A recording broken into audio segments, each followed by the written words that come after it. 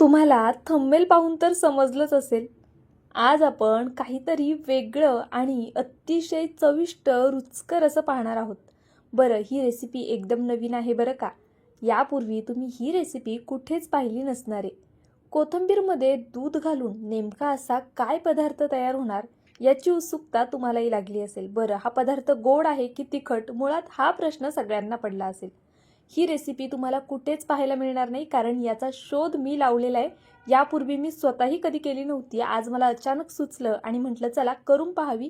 तर खूप कमाल झालेली. कशी करायची चला आपण लगेचच पाहूया. तर पहा, या रेसिपीसाठी आपल्याला सगळ्यात आधी लागणार आहे कोथिंबीर.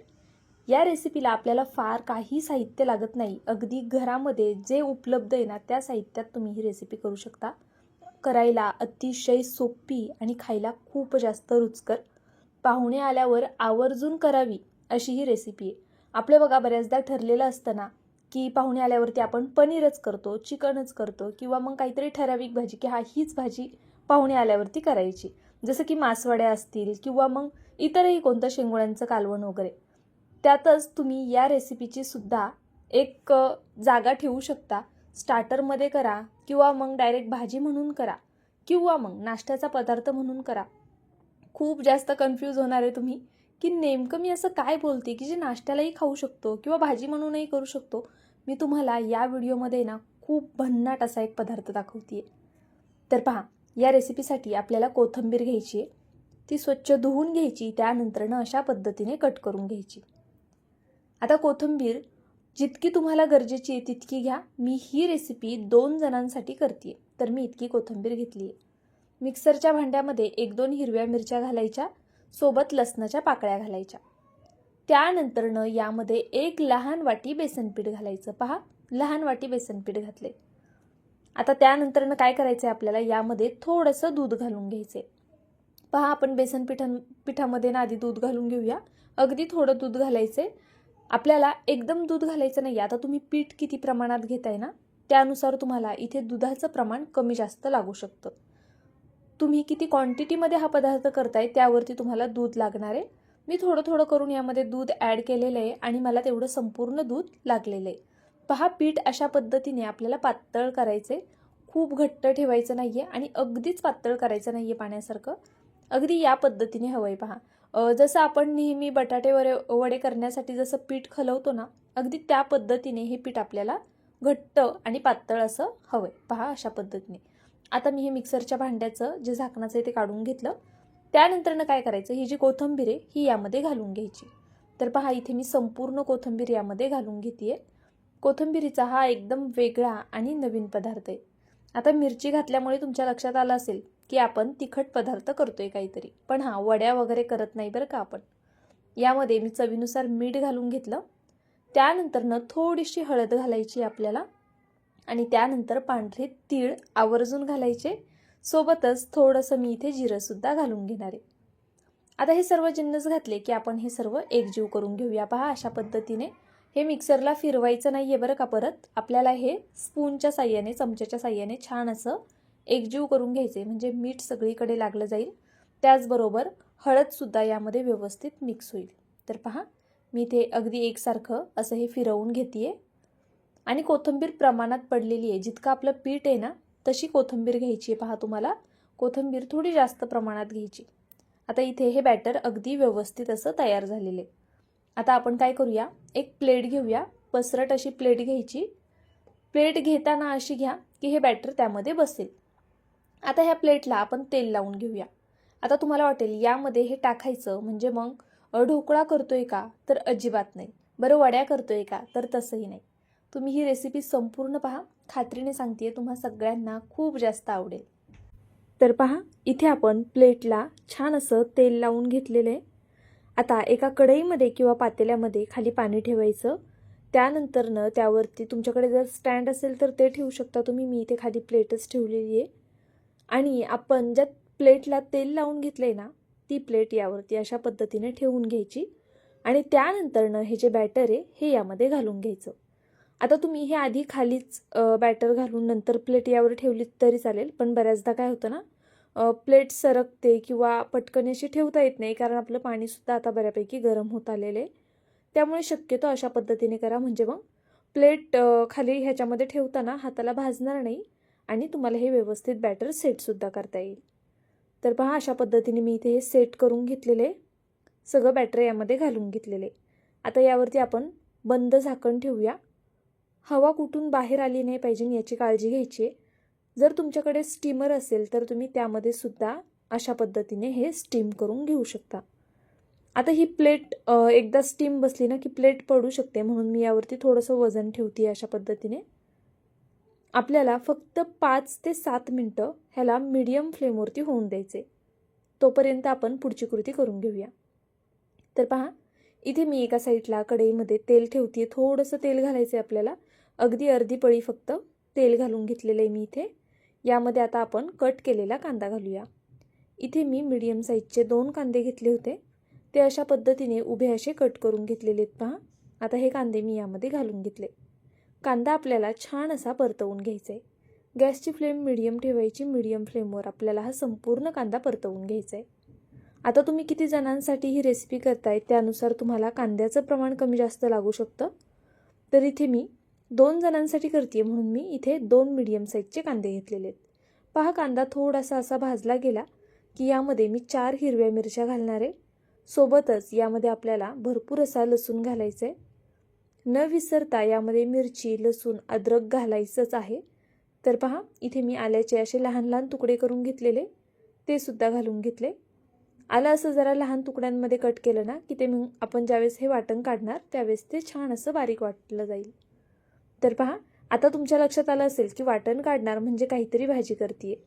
ही रेसिपी तुम्ही शेवटपर्यंत नक्की पहा. खात्रीने सांगते, तुम्हा सगळ्यांनाच ही रेसिपी खूप जास्त आवडणार आहे. याच्यामध्ये जे मसाले वापरणार आहे मी आणि वाटण काढण्याची पद्धतसुद्धा वेगळी आहे, त्यामुळे नक्कीच तुम्हाला ही रेसिपी आवडेल. तर पहा, इथे आपल्याला मिरची आणि लसूण कांद्यासोबत जरा वेळ भाजून घ्यायचं आहे. त्यानंतर यामध्ये खोबरं घालायचं आहे. खोबरं शेवटी घाला, कारण खोबरं लवकर भाजलं जातं. तुम्ही हवं तर कांदा काढून घेतला आणि नंतर मग फक्त खोबरं भाजून घेतलं तरी चालेल. मी इथे एकत्रितच भाजलेलं आहे. तर पहा, असं अधेमध्ये हलवत आपल्याला खोबऱ्याला थोडे डाग पडेपर्यंत हे खोबरंसुद्धा छान असं भाजून घ्यायचं आहे. बरं, इथे अजून एक सगळ्यात महत्त्वाची गोष्ट, तुम्ही ही रेसिपी खास करून सणासुदीला सुद्धा करू शकता. खूप छान होते.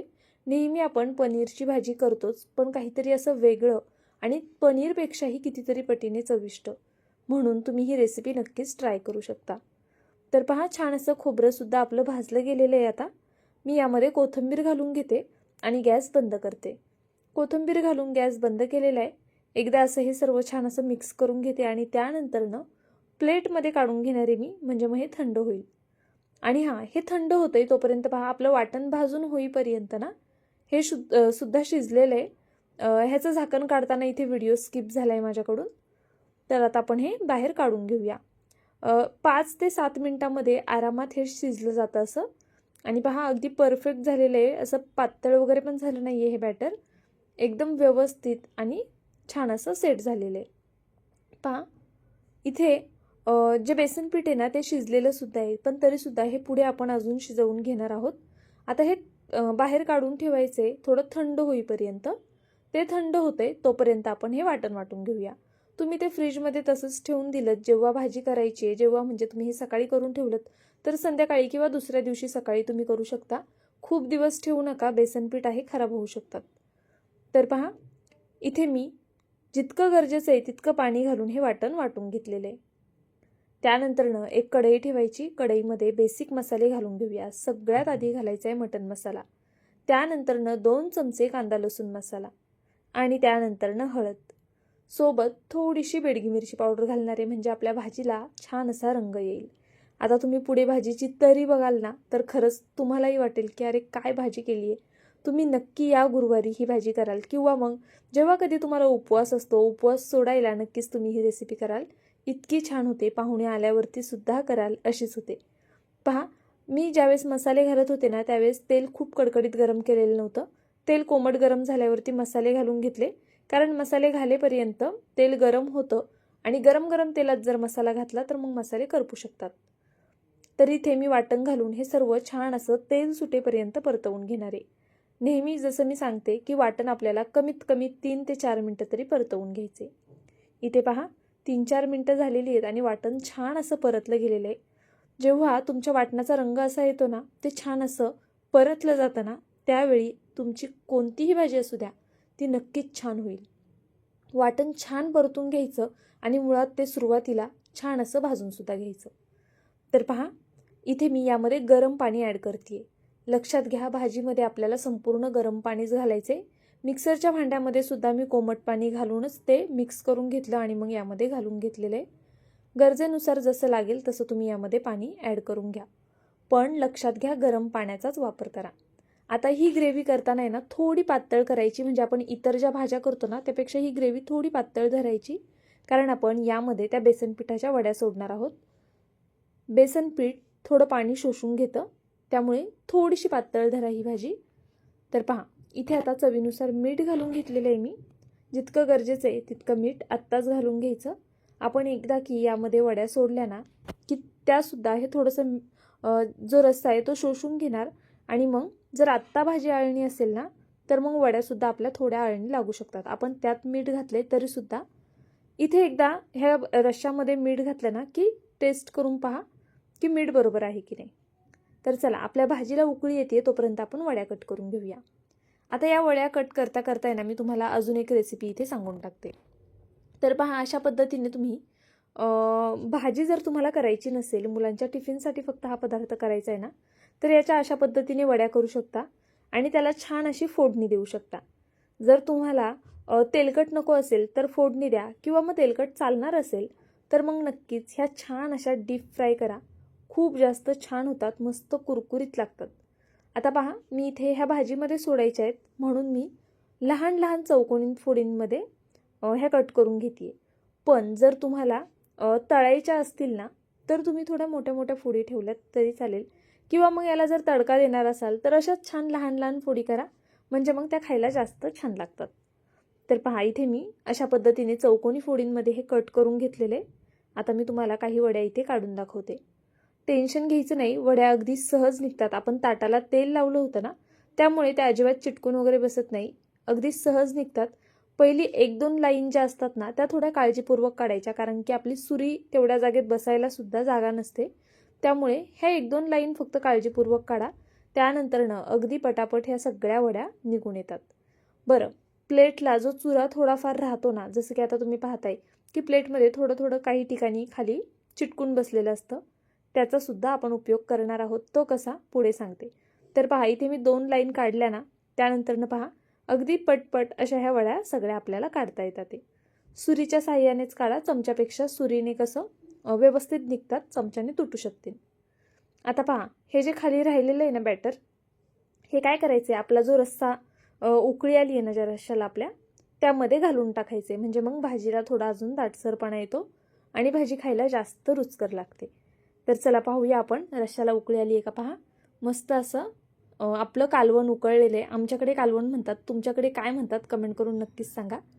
तर इथे मी या कालवणामध्ये अशा पद्धतीने जो चुरा होता तो सोडून घेतलेला आहे आणि त्यानंतरनं आता वड्या सोडून घेणार आहे. बरं, या वड्यांचं कसं आहे माहिती आहे का, केल्याने अशा की तुम्ही नुसत्या न तळता न परतता अशाच खाल्ल्यात तरी खूप छान लागतात, कारण आपण त्यामध्ये लसूण आणि मिरचीसुद्धा घातली होती, त्यामुळे खरंच त्या खूप रुचकर लागतात. तर पहा आता मी इथे भाजीमध्ये ह्या वड्या सोडून घेतलेल्या आहेत. अशा पद्धतीने गॅस मीडियम ठेवायचा आहे ह्या वड्या सोडत असताना, आणि आता मीडियम फ्लेमवर 2 ते 3 मिनटं फक्त मी ह्याला होऊन देणार आहे. खूप फास्ट गॅस करू नका. जर फास्ट गॅसवरती ही भाजी उकळून घेतली ना तुम्ही तर ह्याची तरी पूर्णपणे जाऊ शकते, त्यामुळे शक्यतो मीडियम फ्लेमवर याला निवांत होऊ द्या. तर पहा इथे आपल्या भाजीला छान असा कड आलेला आहे, म्हणजे छान अशी उकळी फुटलेली आहे आणि मस्त असा आपला हा रस्सा चमचमीत दिसतोय, खायला अप्रतिम लागते. आता तुम्हाला ही थोडंसं पातळ वाटत असेल, पण एक 5 मिनिटानंतर ना आपण गॅस बंद केल्यानंतर सुद्धा हे थोडंसं आटला जातं हा रस्सा, कारण ह्या वड्या ज्या आहेत ते थोडंफार अजून रस्सा शोषून घेतात. तर पाहू शकता तुम्ही इथे आपला मस्त असा तर्रीदार रस्सा तयार झालेला आहे. अगदी भाकरी असेल तर चुरून खा, चपातीसोबत सुद्धा खाऊ शकता आणि भातासोबत सुद्धा खाऊ शकता. ही रेसिपी तुम्हाला थोडी जरी आवडली असेल तर प्लीज व्हिडिओला एक लाईक करा. एकदम नवीन आहे, त्यामुळे मित्रमैत्रिणींमध्ये शेअरसुद्धा करा. आणि जर चॅनलला सबस्क्राईब केलं नसेल तर सबस्क्राईब करून घ्या, म्हणजे माझे असेच छान छान व्हिडिओ तुमच्यापर्यंत पोहोचत राहतील. उद्या पुन्हा भेटूया, तोपर्यंत बाय.